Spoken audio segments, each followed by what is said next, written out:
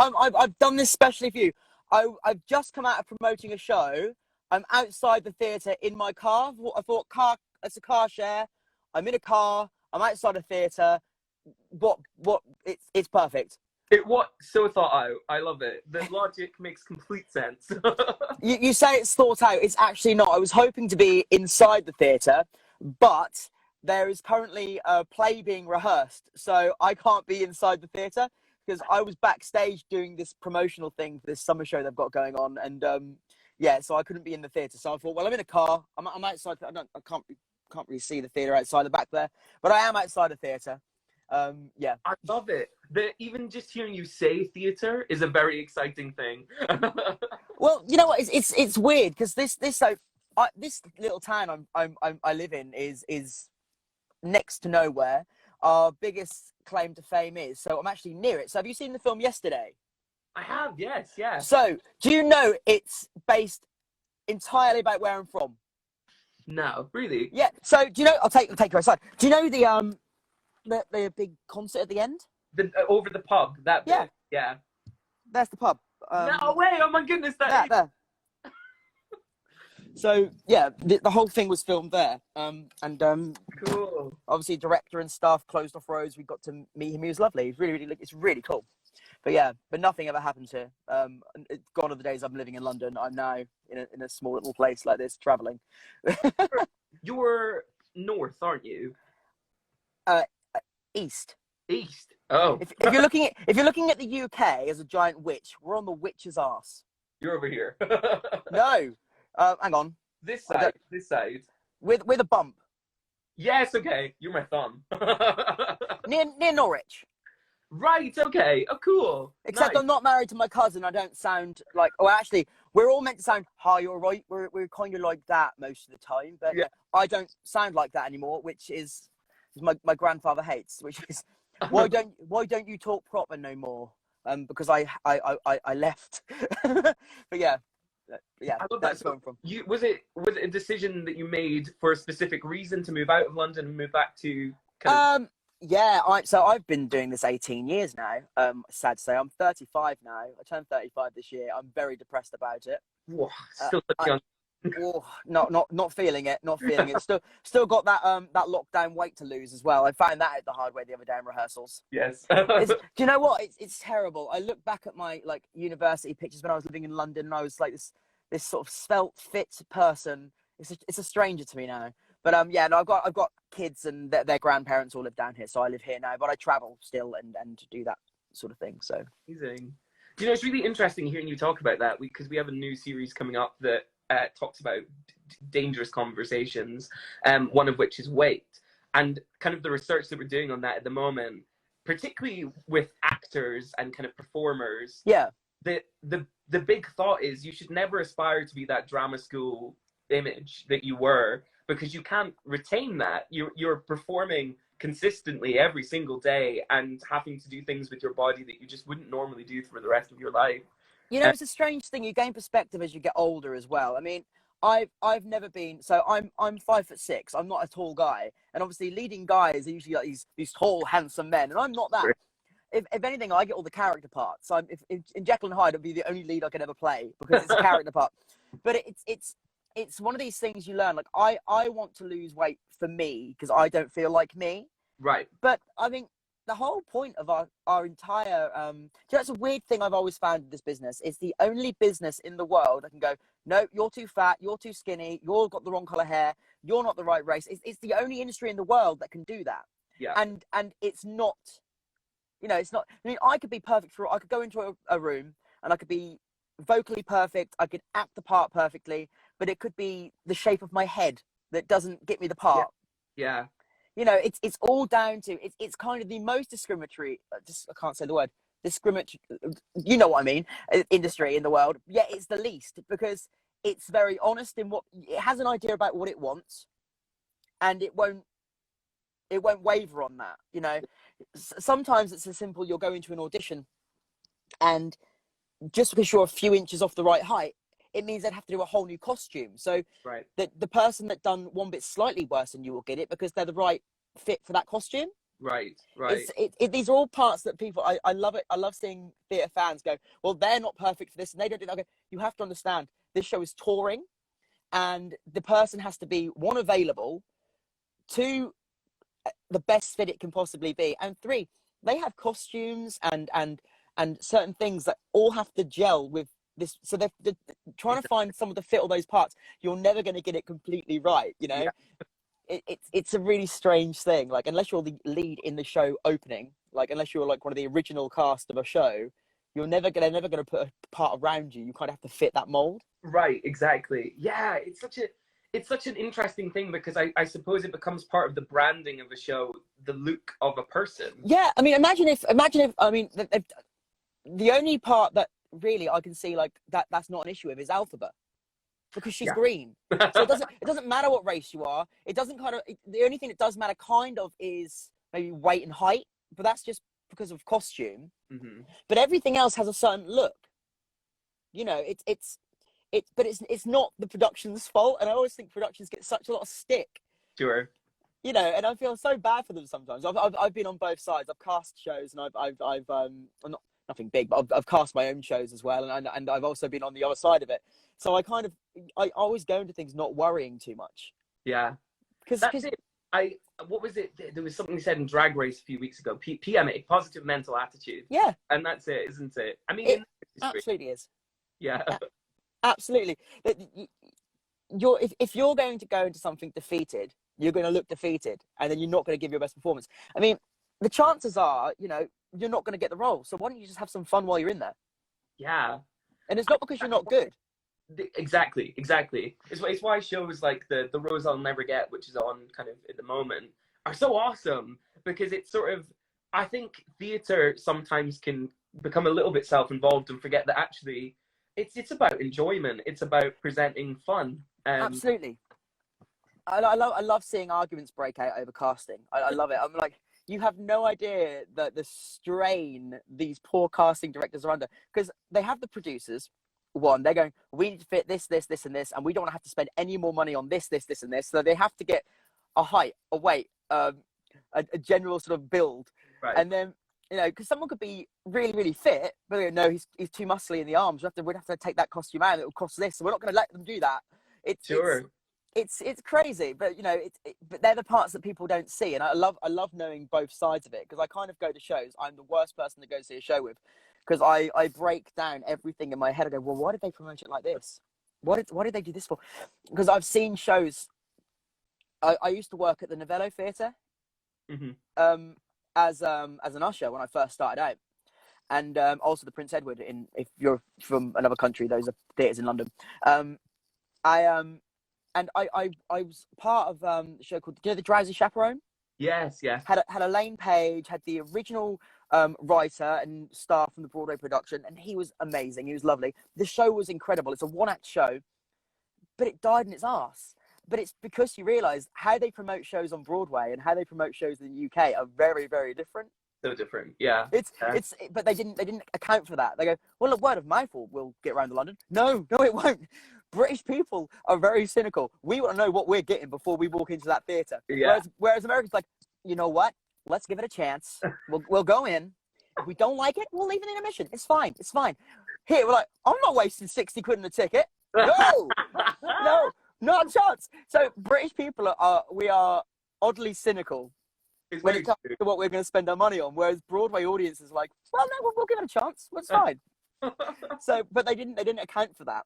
Another one was Desperately Seeking Susan, which I don't know if you've heard of that. Barely anyone has. No, that one's new to me. Desperately Seeking Susan, the Broadway and West End production. It was based on the Madonna film, Desperately Seeking Susan. Really good story, and I loved the show. But what they didn't account for was the guy that wrote it, and I still talk to the guy that wrote it, and he's a really lovely guy. I'm going to hopefully do an interview with him soon, because I love the show. But they used the music of Blondie. Right. But it worked really well with the story, but everyone knows that film for Madonna. Right. So you've got these British people going, I'm seeing Desperately Seeking Susan. Blondie? That makes no sense. Not seeing that. No. So, it died a death. But seeing that, I love seeing both sides, because I saw every single run of that show, every Yeah. single one. And the cast were amazing. The show was really well put together. The set was incredible, but no one saw it, and it was just such a shame. And it Yeah, was, no, it's a missed opportunity sometimes with these shows, because there are excellent bits of theater out there that will never be seen because yeah, they're not marketed in the right way. yeah, it's crazy. But that was the highlight of my existence, to be fair, because I was right. So if you're an usher at a Delport Macintosh Theatre, you are not to sit down during a performance. You stand. And because the show was so dead, I was just like, you know what, I'm sitting down. I sat down at the back of the theatre, not on a seat, on the steps as you lead out of the back of the theatre. Mm. And then I see a shadow come behind me and sit down beside me. I went, how's the show? I went, really, really good. Turned around, it was Cameron McIntosh. And I was like, oh, shit. You're No, in trouble. but he was lovely. He was really, really lovely. And I was like, I really love the show, but it's just, he goes, it's leaving at the end of the month. I was like, oh, okay. I won't tell anyone. But yeah, it was really good show. And it's such a shame. Desperately Seeking Susan. There's some clips on YouTube. I mean, check it out. One to Google after this.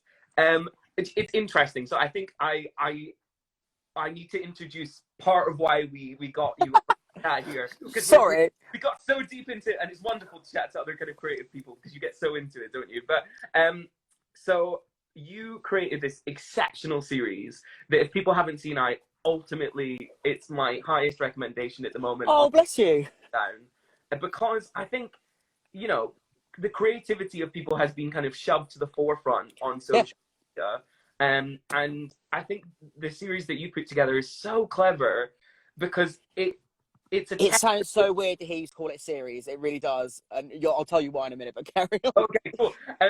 Because I guess it's a testament to your commitment more than anything to your own work. Because to put a video out every single day for over a year is, I think, more commitment than even a lot of YouTubers even have.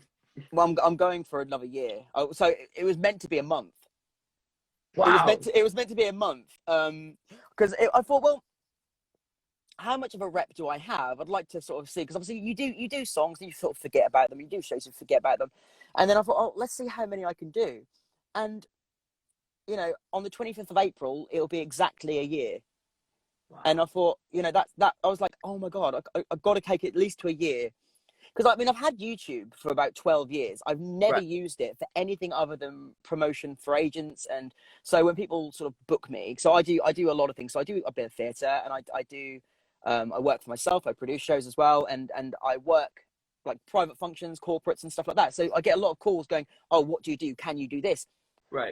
And I find the idea of a show reel remarkably outdated, because a show reel is 5 minutes of little clips of, if I'm, say, casting a show and I send you and I get a show reel in, and the last 2 minutes of that show reel are what I need to see, I've got to sit through the rest of it first. And you kind of know what you're looking for. So I thought, well, if I have individual live performances of me doing things or whatever, I can just send them the links and they can see exactly what they want. Do you do swing music? There's some swing songs, you know. Yeah. It's a very sort of direct way of going, I can do this and I can do that. I'm not going to waste your time. There's the videos. Don't worry about it. It's fine. And that's all I used it for. And I had maybe, you know, a few people that saw me at gigs and maybe followed and stuff. I weren't ever really worried about it. But when we went to lockdown, I ended up doing a couple of live things. I work at a place called Potters. It's a 5-star leisure resort. It's like a cruise. It's like a cruise ship on land. Nice. It has a multi-million-pound theatre, like headsets, in-ear monitors, everything. It's the whole shebang. It's amazing. Look it up. It's called Potters Holiday and Leisure Resort. It's insane, and it's here in the middle of. Can I swear here? Yeah. Fuck us, nowhere England. It's ridiculous. But I highly recommend that place. And I really enjoyed doing them. And I thought, well, I'll just do some stuff on YouTube. Right. And I've done a few videos and I really enjoyed it, and people seem to enjoy it. And I thought, well, if people get a laugh out of it watching an idiot sing, then brilliant. And because obviously the last few years I've been doing more gigs than musicals, I've kind of lost track of it a bit. And I was like, oh, I really should do what I love. And I started doing a song. I recorded a song. I thought, okay, come put that out. And then I thought, oh, that song, I'll record that song. And it ended up being, I recorded once a week, and I still do once a week for 2 hours on a Monday. And I used to be able to get 3 or 4 songs done. Yeah. I've now got it to a fine art where I can get between 8 and 13 done in 2 hours. I What? know, I know. And then I sort of edit as and when I can. And I've added a green screen in now to make it a bit more interesting. Yeah, yeah. Because again, just seeing me in a room is not very fun, and I like to have a bit of a giggle. Um, I released a video tonight, which I've just put the Broadway set of Beetlejuice behind me. Yeah, so I 'Cause, think we'll hear that afterwards as well. So, uh, but it's yeah, don't fool people. You know that they're not all gems. Not every song suits me. I'm aware of that. right. But it's more. It was more of a test of like how many songs can I do, and how far can I stretch my vocal? So how low can I go? How high can I go? So I tour as Frankie Valli, and that's another thing. I'd done another thing in a theatre. We streamed live our Four Seasons show I used to tour, Amazing. It's and what you're doing in the theater at the moment, isn't it? Is that that's what I just finished doing. Yeah, it was a live stream for 3 days. And it was all professionally filmed. I'm gonna hopefully get a copy of it so I can put some clips up because it was so much fun. I amazing? mean, they had a full set. The band was there. It was, but the amount of testing that had to be done in order for us to do it was insane. Yeah, yeah, But yeah, but the YouTube thing was like I've really ended up really enjoying it, and it's something I'm really, really sort of like. I don't think I'll ever get up now. I mean, I could have 3 followers, and I'd carry on because for me as well, I've got kids now. I've got a 2-year-old and a 7-year-old and a 14-year-old, and um, I it's something they can look back on and go, oh look, Dad was a dick. You know what I mean? Like, oh no, but it's something they can look back on and go, oh Dad, this is something Dad really liked, and they can look yeah. back and they can watch. I think we're well over 300 videos now. We're It's incredible. But yeah, I mean, it's something I want to take a bit further. I mean, I've set myself a target. If I can get 10K subscribers on there and regular watchers, I'm gonna start doing this is my next thing. I've got a lot of people who have been really supportive. I'm going to start filming like cinematic recreations of things. So I Cool. want to do the whole being dead thing from Beetlejuice, but I want to film it with Graveyard, with extras, with costume, with effects, everything. And I'd love to do that maybe like once a month, like do like a different one. Nice. I'm really fortunate around this area. Like we've got castles and we've got things like that as well. So I go and do like, um, you know, Yeah. I could do like Hamilton and sort of stuff like that. You could do a bunch of stuff and film them live and film them cinematically. Because the only other YouTubers that do that are Working with Lemons. And if you've never seen their stuff, they're incredible. Amazing. They done Olaf from Frozen 2 singing "This will all make sense when I'm older." But they had a guy in a white suit and they filmed it it was so good. That's But amazing. yeah, but and they've done some Beetlejuice ones as well. But I'd like to maybe sort of upgrade it, and I've started doing vlogs again. So I mean, because I've done this for 18 years, I'd love to be able to sort of like if anyone had any questions about how to sort of break into the business and sort of they're just information that you just Yeah. otherwise wouldn't get. I mean, theatre schools are great. I mean, I never ended up going to a theatre school. I went to university, Yeah.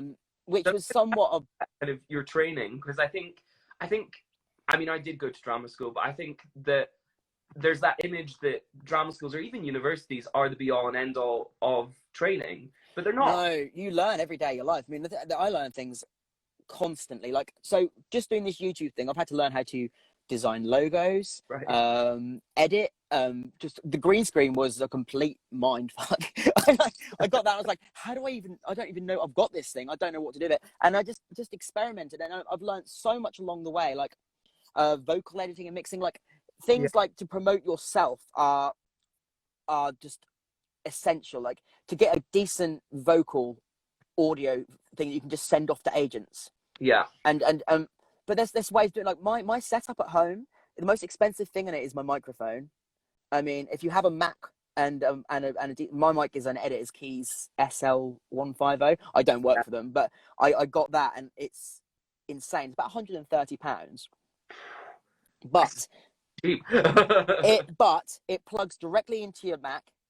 It goes straight through GarageBand. It recognizes it straight away. And the only editing vocally I do for my videos is a little bit of reverb and a little bit of echo, and then final mix down. That's it. I change nothing on the microphone at all. Amazing. So it does it all for you. Live mix quality to it. Well, that's the thing. I saw people like doing videos, but they're just singing to their camera, and the audio's never great, and it's I'm sorry, I'm reading these comments. It's I've like learned through self-taping, a white wall and camera is all you need. Exactly, that is. But you know what? Like nothing can sell you more than a decent vocal mix, because you're gonna get unless you've got a soundproof room and all that, it's gonna be tinny. It's gonna be a lot high end. It's gonna show a lot. But if you can get a decent vocal mix, which doesn't take a lot, people are gonna sound. It's like anything. If you have a really crap quality video and then a crap quality audio mix, you're not gonna retain the attention. Exactly. And you could be the most talented person in the world. Like, why we love Broadway shows so much is you take talent and you put money behind it and quality, and it just boosts it up another level. Absolutely. You know, you see some people perform and you go, how did they get that job? You go, because of the other stuff, what they had worked well with what they were given. And that is a lesson learned. Like, you can learn so much at a theatre school and stuff, but what's going to sell you is you. That's it. At the end of the day, in this industry, you are your own product, and nothing the talent more than anything. That's the thing, you know. Yeah. It took me a long while to learn that. I believe it or not, I had a lot of stage fright growing up. I'm still not a very confident person. Like, I chat like this now, but only because of this last year has made me become kind of used to it. Yeah. This year has been a godsend for me, because I mean, even though I've worked for 18 years singing stuff, I'm my biggest critic. I mean, you could put a comment down slagging me off. I'll go, no, I totally agree with you. Right. Like, I don't get offended by crap comments ever, because I agree with them completely. Yeah. But then I have to ask myself the question, is that going to stop me doing what I love doing? Right. I mean, I guess that's it. When you go onto a stage, it's kind of like you play a character almost. Even when you're playing yourself, there's a kind of characterized version of yourself. So the person that's off stage, your own self, is critical, because they see every performance, they hear every. Yeah. It's crazy. But that's the thing. I mean, but sometimes that's to a detriment. If you go in, you go, hello, I'm here, and I'm here to audition for you. You need me. They will fucking hate you, because they'll go, oh, this guy's going to be a handful. Like, but then with the character parts that you're talking about, like, well, cast that guy. He's great. Yeah, exactly. I mean, one of the videos that I done ages ago, and I redid it with just piano, was Poor Unfortunate Souls from Little Mermaid. Yeah. And again, it's just so unlike me as a person to want to do a song, but that's my favourite song to perform, because it's just so camp. And I mean, generally, I'm not a camp person. I'm weird. I'm a straight guy in musical theatre, which is like finding a unicorn. Like, it happens. But you know, and I sing the song, and when I was instantly goes, he's very camp. I'm like, I admit to the past I've been nasty, like bringing out my inner Stewie Griffin. Absolutely, yeah. It's a weird thing. Being in theatre is one of those things. Like, for me, I think my parents thought that'll bring him out of his shell a bit, but for me, it was like, no, it made me go into myself a bit, and I done things because I enjoyed it. Do you know what I mean? But yeah. I mean, it's a kind of tough old game, because as an industry, you work on your own. Even when you work with different people, you are the consistent thing in the project. And it becomes very self-critical, because you can't sit and criticize. You know, if you have a consistent 9-to-5 job every day, you're used to the people that are around you. But the facts we have are much, much shorter than that. I've never ever done a performance I'm happy with. Really? Ever. And the thing is, that's why I have a rule. So if any of you go to the YouTube page, and I mean, God help you if you do. I mean, every subscriber helps. But but the thing is, every video you see, I've given myself 2 takes, and I've just picked the best one. There are mistakes in there, and there are bum notes sometimes, but I'm never going to be happy anyway. I could do it 100 times. I'm never going to be happy. Yeah. So I may as well do it kind of like, well, the first one's a rehearsal, and the second one that's the night of the show. And sometimes it goes better in the rehearsal than it does in the show. But exactly. I just pick the best one. But that's the reality of it all, isn't it? It's that you ultimately, what you want out of these experiences is to feel like it's live, to feel like it still exists. And mistakes are human. It's natural to do. I want to hear some mistakes. You get them with me. No, I think that's part of it. I mean, I love YouTube for watching covers and stuff like that, and I've worked with some amazing people, like Emily Claire. You'll find her on here. She's awesome. she's awesome, and I've done some great work with her, and she's insane. She's so good, and everything she sends me is awesome. And then I have to match it, and I'm like, oh shit, never gonna happen. But then we'll watch things that you do and go, no, but that's awesome, because that's the thing I never do. I never do, and I do it again. I do it because I enjoy it, and I hope people do get enjoyment out of it. But I hope the enjoyment they get is like they can keep coming back, and that I'm like a personable person that, you know, in the comments, if they want to ask me a question, or they want to, you know, request a song, or they want to, like, I like to be an escape, which is kind of what the point was at the end of lockdown, like just, you know, a place to sort of go and be theatery. I guess earlier you said that it was originally in your head, it was a month of videos you were going to make. Yep. At which point did you go, actually, I'm going to do 2 months. I'm going to do 6 months. I'm going to do a year. I never did. I'm still at my month. I never did. I just carried on, and I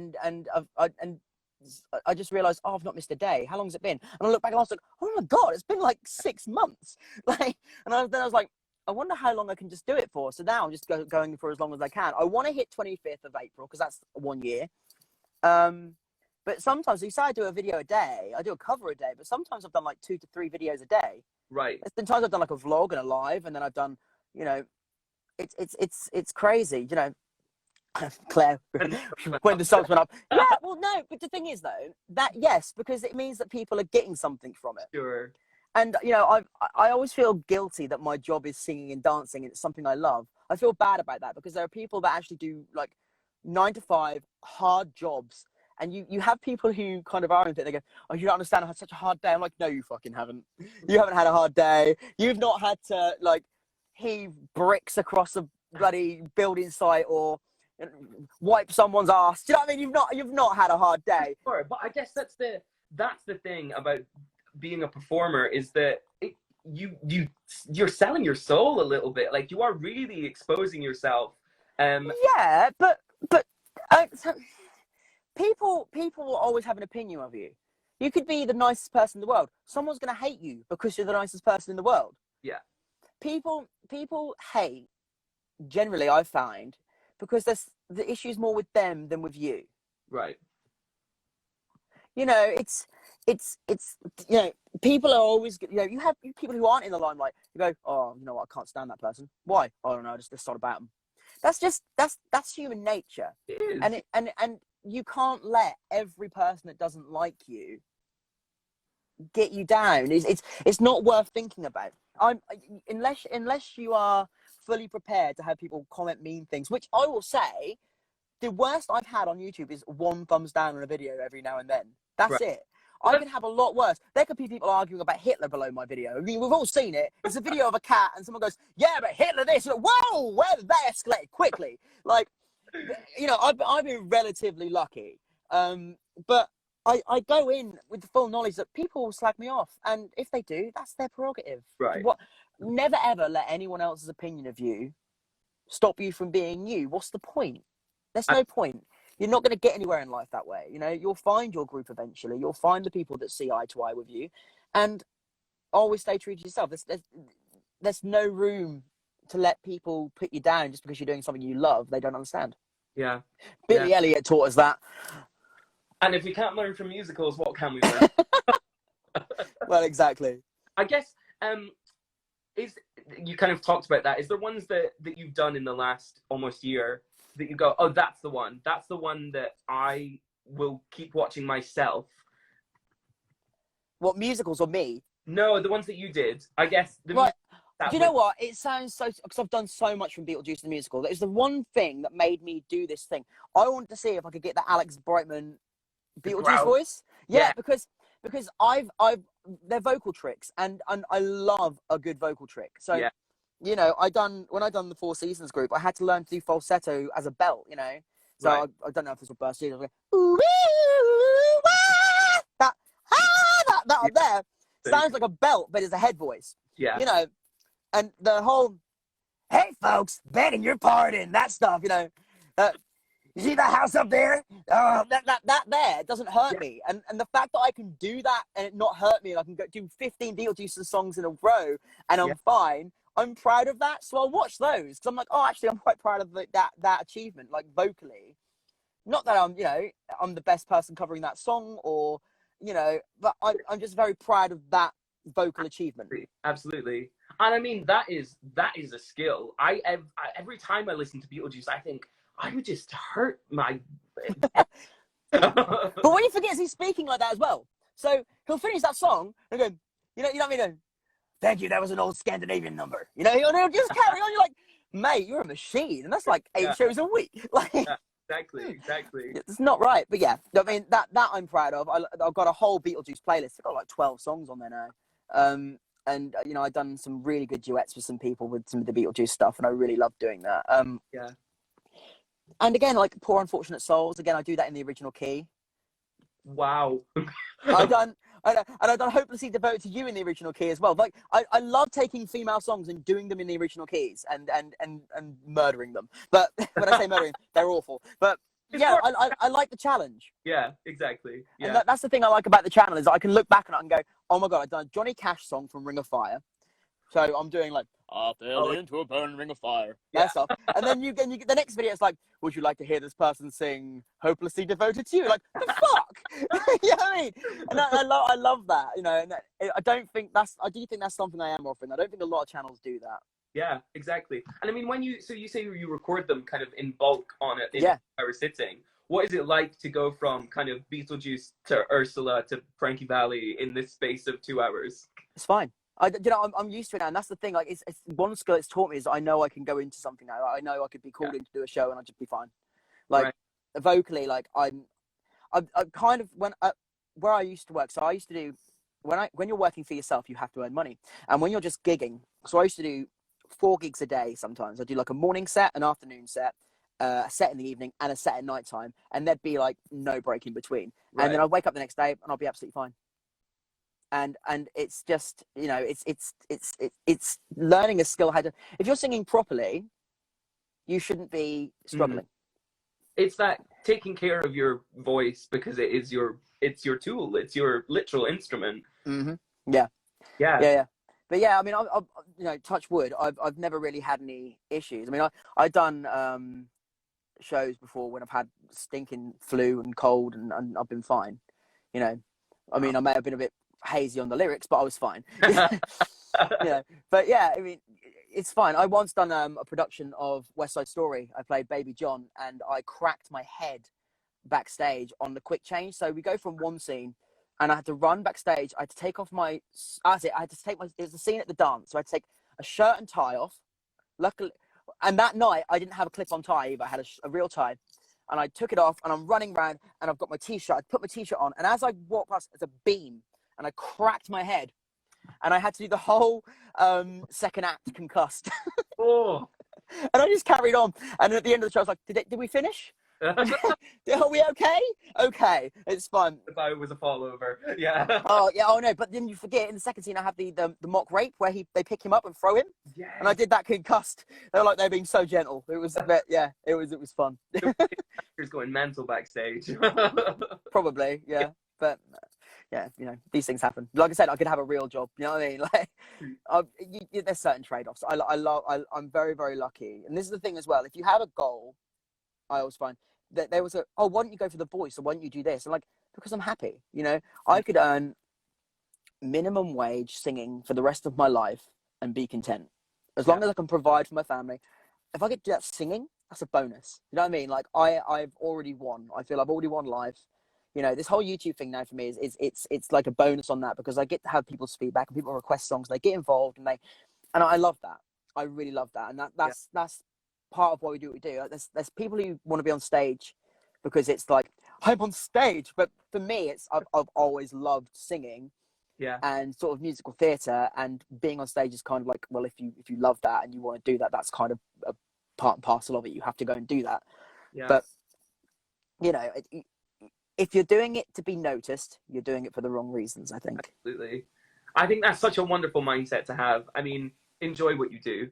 That's it at the end of the day, isn't it? Yeah. The amount of people you work with who are in performance go, I can't do this anymore. I'm like, then you don't do it. Like, go work at Tesco. Go go work in finance, you know what I mean? Go do a job like that. But if you don't enjoy performing, the audience will see that, and really you're taking their money for something you're not that interested in. Absolutely. Yeah, and I feel bad. The reason I left the Frankie Valli and the Four Seasons show was because I just wasn't enjoying doing the show. I'd done it for 5 years, and like 5 years, I was like, you know what, I need to do something different, and it's showing in my performances, and I'll leave for that reason. I wasn't enjoying it anymore, so I left. Yeah. It wasn't because it wasn't kicking off. Actually, you know, they've won Best UK tribute to the Force, like tribute 2 years in a row. They've done cruises, they've gone abroad, they've traveled, they've done all sorts of stuff, and they've done the O2 Arena. They've done like the side event, the event place that holds a few thousand people. They've done there, but I just wasn't enjoying it anymore, and I felt like if I'm not enjoying it, it's not fair on the audience to have to see someone who's not enjoying it, especially when you're playing Frankie Valli. Like, if it's one of the others, I don't think it matters so much, but when you're doing a lead in it, you kind of have to go, the eye is drawn to Frankie Valli, yeah. yeah. I was kind of like, you know what, people are asking, oh, you must love doing this, and I was going, I really don't, but I don't want to sound like I'm bitching about singing, so I think it's time for me to go and do something else. So that's what I did, and you know, and I go back occasionally, I do things every now and then, but because it's on my terms, I enjoy it. Right. You know, the thing I just done when we were at the Marina, the theatre near us, streaming it live, I loved every second of it. Yeah. But it's because I haven't done it in so long that it's like, oh, it's a treat. That's it. The joy comes back, isn't it? Yeah, that joy has to come back into it. And that's, you know, don't ever think, if you're in performance and you're not doing a West End or a Broadway show, don't ever think you've failed. If you're earning a living performing, you've already won, because you know how hard it is just to get consistent work. It's difficult, you know, and if it takes a lot of work and effort, and if you're doing that, you should be proud of yourself. Like, it's true, you know. Yeah, but it's true, you know. It's true, and you know, the YouTube thing, I don't make any money off that, but I do it because I'm passionate about it and I love it. Yeah. And I'll do that every day for. Jumping back to kind of the YouTube film, is there any musicals that you've discovered as a result of it that you think we need to know about that? Like you talked about Desperately Seeking Susan earlier. So I'm old school, because I've been doing this for 18 years. Like, there are certain shows like Bat Boy. You ever heard of Bat Boy? Yes, Bat Boy's great. Bat Boy, I done a song from that, and I was like, what the fuck is this musical? I was like, you have to see it. It's got everything. It's got a Bat Boy. It's got caves. It's got Hicks from buttfuck nowhere in America. It's got incest. It does have incest. It's got everything. It is a laugh a minute. You know, like Evil Dead the musical, stuff like that. There's some. Oh. I can't even tell you how long I've been trying to get Evil Dead the musical to come to the UK. You know, there's a pro shoot. Amazing. I have it. Message me afterwards. I'll send it to you. Done. It's really good. The first 2 rows have they get given cagoules to wear because of the blood. Of course, yes. Yeah, because otherwise you get covered in blood. But it's so good. But yeah, no, that's I mean. Yeah, I have to say I really appreciate you having me on to talk about it, because it's nice chatting theatre with people. And no, I mean I'm grateful to have you here, because I just feel like part of the reason we did this car share series was to plug creatives who are being creative and deserve to be seen for their wonderful creativity. So here you are.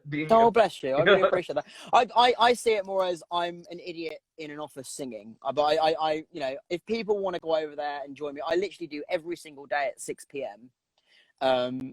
Sometimes it's 7 p.m., but sometimes it's 6 p.m. and 7 p.m. I also do a lot of live chats. I haven't done them as much recently, but yeah, I'll be doing more of that. And I just want it to be a place where people can come, know that I am into the same thing that they are into, and they can talk to me about it and interact. And I love that side of things. I love people chatting to me, commenting, and getting into conversations. This is how I met Emily Clare, who I've done a few duets with. I've done some duets with people from like Australia, America. Like, that would never have happened if I hadn't done this YouTube thing, you know. And it's interesting that you say that, because I think I mean, as a company, we've been running for 5 years. But I think in the last year, we found our footing a little more. Yeah. And I think COVID, I've said it, has had some positive effects. I'm not saying that it's been great, because it's not. But I hate to say it, I really enjoyed the last year, because it brought me back to something I love, and it's given me a focus. And that that is the greatest gift I think anyone could have given me. And it's been terrible in loads of aspects. I mean, financially, you know, we've been struck, and I am suffering financially. But in terms, I'm probably happier than I've ever been mentally in myself, which is Right. the opposite to a lot of people. Yeah. But again, it's because I've had a lovely response from people and people getting involved, and it's kind of kept me going in a way, like people getting involved and sort of enjoying what I do. You know, it's been lovely, and again, unexpected. I kind of just started doing it because I enjoyed doing it, and I was like, oh, you know, people are following, and that's nice. And that's kind of, I would say, not just for my YouTube channel, but if you know a singer or a performer that does a bit of YouTube every now and then, you know what? It costs nothing. It takes 5 seconds. Spend 3 minutes watching a video, subscribe to their channel, because it honestly makes so much of a difference to that person's mentality, makes them feel like they're doing something right. It also helps them get seen by other people as well. And it's something you can do. I mean, if you know someone that's performing, like especially like you guys, like if people love what you're doing, spread the word about what, you know, Car Crash Productions is doing, and get them followers, because it seems like nothing, but when someone puts a lot of work and effort into something, to see just one subscriber go up, it's lovely to know that people are enjoying that. Absolutely. You know, it sounds stupid. I know it sounds superficial, but actually, it's what's behind that little number going up. Oh, I'm doing something right, and it's a lovely, you know, it's a lovely little feeling that you go, okay, someone else wants to watch more, and that's lovely. Yeah, yeah. It's You know. But I feel like the sentiment of all of this is, you know, put the joy back into it all, and support. Yeah. Yeah. Oh, amazing. So before we leave the wonderful world of Instagram, I just want for you to say where people can find all the wonderful things that we talked about. So where can they find you? I know that you're already kind of linked on here, but what's your handle? So my main place, I always say, like, I post little clips on here of things, but my main page where I put like the full songs and like the vlogs and all that sort of stuff is on YouTube. I do it every single day. It's just type in Aaron Sings Broadway. It's all in uppercase because, you know, bold. Sings Broadway. Yeah, but I mean, you can also put like there you go. Also, as well, while we're on it, I will say this, Dan Talks Theatre, who's in the room, right? His YouTube channel is so good. He does like have you seen Dan Talks Theatre? I haven't, but I'm go to his channel. It's so good. It's so funny. He done a challenge where he had to make his little sister a costume from Six, and he only had bin bags. And incredible. Yeah, but he doesn't have like bin bags and stuff. And it's so good. It's so funny. So definitely check him out. But yeah, I mean, yeah, find me at Aaron Sings Broadway. I mean, if you go on YouTube and type in Aaron Bolton and then a musical theatre song, it usually comes up, because it's a deep dive. But I also do as well, if you're a singer, I also do, every time I do a duet, I tend to put up the Sing With Me video. So I take the other person out and I just do the one part and I put the lyrics so you can actually sing along with the video. Great idea.